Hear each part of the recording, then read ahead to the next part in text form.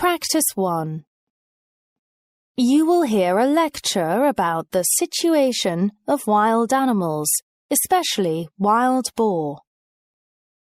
First, you have some time to look at questions 1 to 10.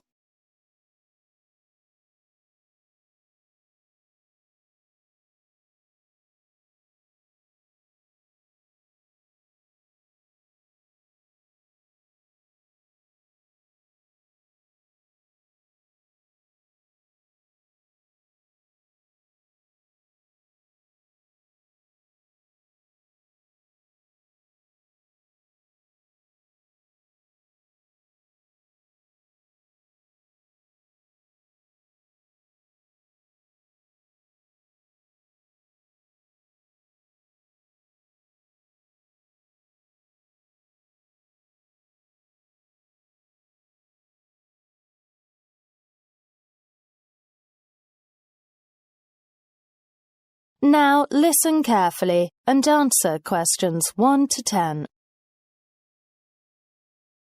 Good morning.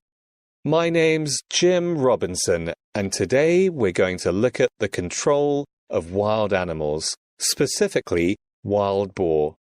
Now, boar have been natural inhabitants of Western Europe for thousands of years, but in recent years, there has been a surge in boar activity that poses real threats.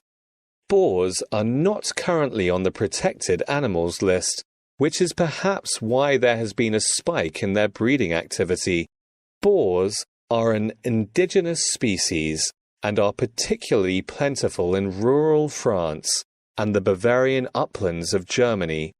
Boar hunting is a European tradition that goes back to Roman times and became particularly popular among courtiers during the Middle Ages. Even during the 20th century, boar hunting was seen as an integral part of rural life. The decline in boar hunting has obviously led to a rise in the boar populations of Europe, and the situation has reached a critical point, with boar posing a critical threat to the environment. Proponents of boar hunting cite this factor as a major reason why boar populations should be contained. Boar also pose a threat to humans too, with countless reports of people being injured during boar attacks. The origins of the wild boar have roots in Germanic, and this perhaps explains their prevalence in Germany. The problems with the boar population Germany have ramifications for the rest of Europe, as boar packs migrate towards Central and Eastern Europe. One of the main issues that is of great concern is the transmission of diseases that infect other species. Dairy farmers in France are particularly concerned as many of them have seen their herds depleted by infections. The methods for containing boar populations have been looked at in great detail, and numerous options are available. One is to encourage more boar hunting in wild regions, such as mountains and forests. Hunters would be given licenses to hunt, either for food or sport. Of course, boar do pose a threat to human life, so this possibility must be looked at with caution.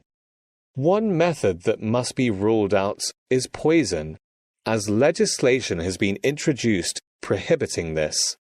Such methods were tried with rabbits in the 1960s, and this had a disastrous impact on the food chain. The introduction of natural predators into the ecosystem is also an option that can't be considered.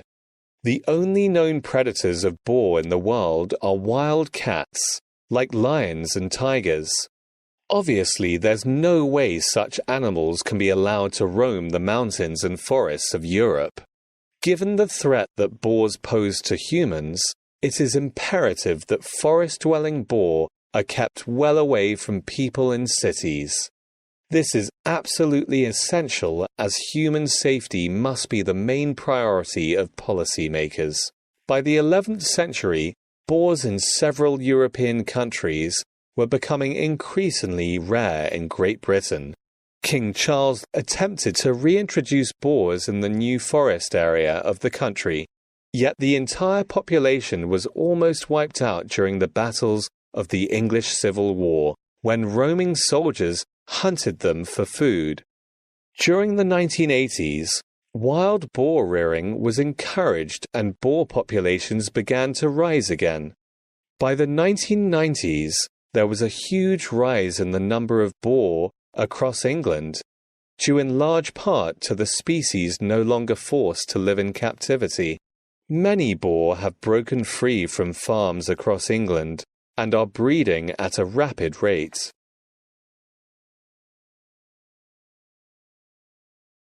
Aside from their environmental threats, boars also pose a problem for farmers growing crops and vegetables. Other species such as red deer are a threat to farm produce like grain and potatoes, but boars certainly present the most serious risk. The damage done to the farming industry is estimated to cost millions of pounds, and insurance payments as a result of this have spiked in the last decade. Red deer are predominantly confined to forest areas, and it is unusual to see them outside their habitats during the summer months.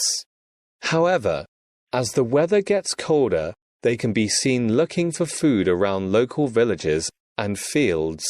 Red deer have their origins in Asia and are ruminant species, which means they have a stomach that consists of 4 compartments, much like cows. They are slaughtered for food, and their meat is sold as venison and is increasingly popular among consumers. There are 9 subspecies of red deer, with 3 of them on the endangered species list. The deer population doesn't pose the same threat as the boar population, but it certainly needs to be addressed. Forest areas are their main habitats, and they are now breeding at a much higher rate than in previous years. Of course, deer are an important part of the food chain and are an important part of the hunting traditions of the UK, so it is important that their population is kept stable for this reason. Though the real concern is the problems that deer present for farmers who have seen their crops suffer in devastating ways. Protection needs to be offered, and many farmers report building large perimeter fences around their fields to keep deer out, which costs them a huge amount of money. Government funding is so far inadequate to offer the protection farmers need, but ways are being looked at to provide subsidies through other means. That is the end of practice 1. You now have half a minute to check your answers.